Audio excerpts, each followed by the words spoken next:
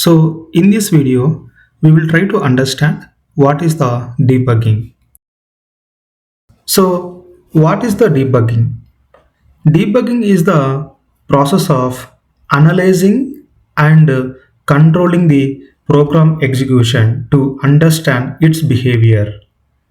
It allows the developers like us to pass the code at specific points, and we will see the what are the values of the variables in that point, in that specific point, and step through the instructions to check if the program is running as expected or not.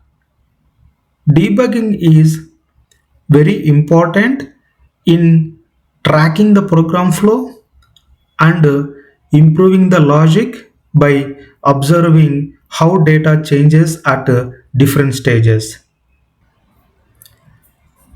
And when debugging, we use special tools to control how the programs runs. One of them is a breakpoint,